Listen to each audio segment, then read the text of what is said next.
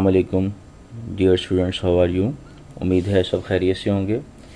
Now today we discuss about the MCQs of unit number 5। आज हमने unit number 5 के MCQs को discuss करना है। ओके, नाउ फर्स्ट एमसीक्यूज में क्या कहता है, वो कहता है earth gravitational force of attraction vanish at. Vanish के लफ्ज़ी मैंने ये होते हैं बेटा कि ग्रेविटेशनल फोर्स कहाँ पे ख़त्म हो जाती है। इसके लिए जो उसने नीचे ऑप्शंस दिए हैं, ऑप्शन नंबर ए उसने दिया है 6400, 423 यानी कि 42,300, 1000 किलोमीटर, ये उसने ऑप्शन दिए हैं। और एक ऑप्शन है यहाँ पे इन्फिनिटी।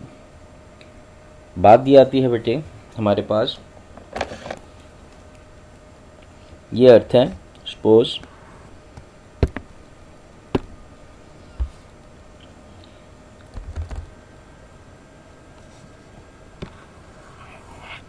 ये इसकी कोई बाउंड्री है, ये इसका जो एंड पॉइंट है यहाँ पे, इसके बाहर इसकी ग्रेविटेशनल फोर्स ख़त्म हो जाती है। अब ये जो पॉइंट है वो इसकी कोई प्रॉपर हाइट के हवाले से बात कर रहा है, तो हम इस पॉइंट को इस अर्थ की निस्बत, इसके सेंटर की बेनिस्बत क्या कंसीडर करते हैं, इनफिनिट। क्या कंसीडर करते हैं, इनफिनिट। तो ग्रेविटेशनल फोर्स ऑफ अर्थ जो है बेटा वो इनफिनिट पे जाके आलमोस्ट क्या हो जाती है, वेनिश्ड हो जाती है, ख़त्म हो जाती है। वैसे देखा जाए तो ये एक मेजरेबल वैल्यू है, ठीक है। लेकिन अगर हम सपोज करते हैं किसी भी फील्ड की इन्फिनिट वैल्यू की, ख़ास फील्ड की, तो ख़ास फील्ड की जो इन्फिनिट वैल्यू है वो आलमोस्ट वो लास्ट पॉइंट होगा जो आलमोस्ट कहाँ से है, वहाँ पे होगा जहाँ पे अर्थ की वैल्यू जो है, ग्रेविटेशनल वैल्यू, वो क्या हो जाएगी, आलमोस्ट ख़त्म हो जाएगी। तो इसलिए हम इसको क्या नाम देते हैं, इनफिनिट। उसके बाद नेक्स्ट हमारा एमसीक्यूज देखते हैं बेटा। एमसीक्यूज नंबर 2 कहते हैं the value of the G increase with the. भाई हमें ये मालूम है कि ज़मीन के सेंटर से जितना आप दूर जाते जाएंगे the gravitational force will be decrease, जो ग्रेविटेशनल फोर्स है वो कम होती जाती है। ओके, अब जितना इसके करीब आते जाएंगे तो ग्रेविटेशनल फोर्स क्या होती जाएगी, इंक्रीज होती जाएगी। इस ज़मीन के सेंटर से ये जो हाइट है, ये वाली हाइट, इस हाइट को हम नाम देते हैं आल्टीट्यूड। तो आल्टीट्यूड जब ज़्यादा हो रहा था तो ग्रेविटी कम हो रही थी, जब आल्टीट्यूड कम होना शुरू हुआ तो ग्रेविटी ज़्यादा होना शुरू होगी। इसलिए इसका जो राइट आंसर है वो क्या है, डिक्रीज इन आल्टीट्यूड। नेक्स्ट चलते हैं। वैसे हमारे पास एक फॉर्मूला भी है इसका, gravitation force at height h is equal to किसकी होती है जी, Gm/r प्लस h का होल स्क्वायर। यहाँ पे अगर मैं वैल्यू देखूँ तो h का और ग्रेविटेशन फोर्स का जो रिलेशन है, क्योंकि ये बटे के नीचे है इक्वल के दूसरी तरफ, तो इसे कहेंगे इन्वर्सली प्रोपोर्शनल रिलेशन। हाइट कम होगी तो ग्रेविटेशन फोर्स बढ़ेगी और हाइट ज़्यादा होगी तो ग्रेविटेशन फोर्स कम होगी। वेरी नेक्स्ट हमारे पास जो एमसीक्यूज़ है उसकी स्टेटमेंट देखते हैं जी। MCQs number 3, the value of the g of the height 1 earth radius above the surface of the अर्थ।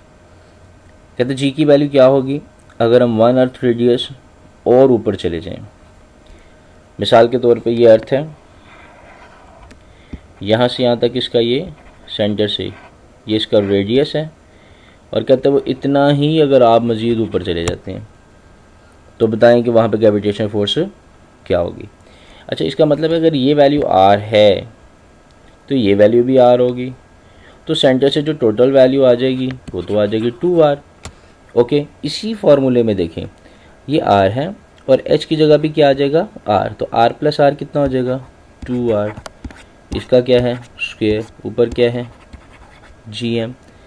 अच्छा जी एम ओवर आर को अंदर रहने दो, 2 का स्क्वायर ले लो, कितनी वैल्यू बन जाएगी 1/4, 1/4। और बाकी फार्मूले में फिर से वैल्यू जी एच की पुट कर दो, तो ये जो 1/4 है ये इसका आंसर है। तो इसका करेक्ट आंसर कितना है, ग्रेविटेशन फोर्स कितनी हो जाएगी 1/4 टाइम, 1/4 टाइम डिक्रीज हो जाएगी। नेक्स्ट चलते हैं,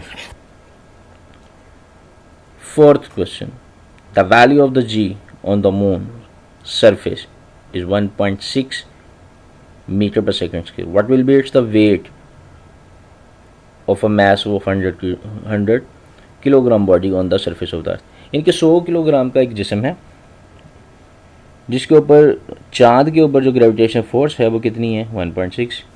तो वेट बताएं जी, वेट का तो फार्मूला एक ही है ना, W बराबर किसके है mg के। अच्छा g की वैल्यू पहले तो यहाँ पे अर्थ पे होते तो 10 मीटर पर सेकंड स्क्वायर थी, अब क्योंकि ये कहाँ पे है मून पे है तो वहाँ पे वैल्यू उसने खुद दे दी हमें 1.6 है, और मैथ भी उसने दिया हुआ है, तो ज़रा इनको मल्टीप्लाई करें, आंसर क्या आएगा 116।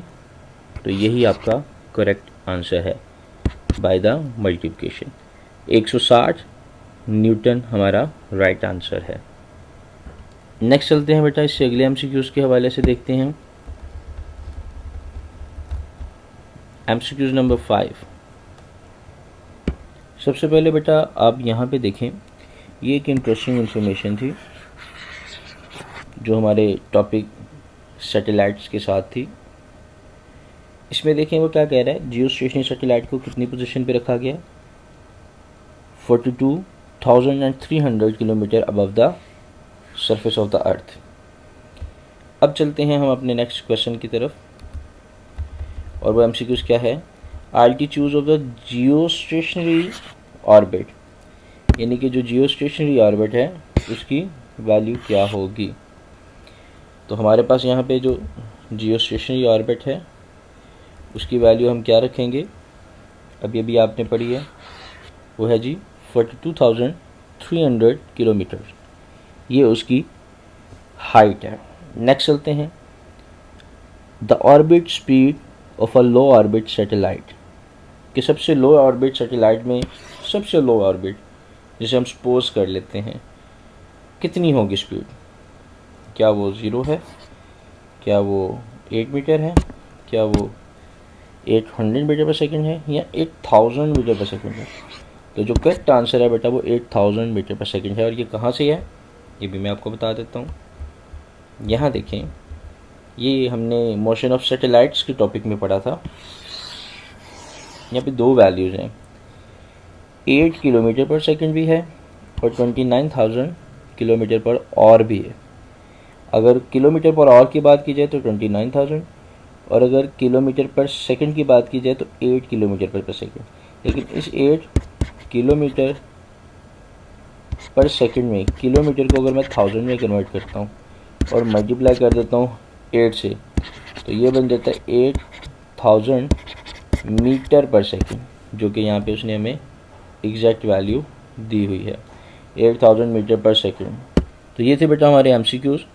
इसके साथ ही हमारे आज का लेक्चर कंप्लीट हुआ। उम्मीद है सबको समझ आ गई होगी। कोशिश कीजिएगा इसको साथ साथ तैयार कीजिएगा, और अगली वीडियो हासिल करने के लिए इस चैनल को सब्सक्राइब करें ताकि हर बनने वाली वीडियो सबसे पहले आप तक पहुंच सके। अल्लाह हाफिज़।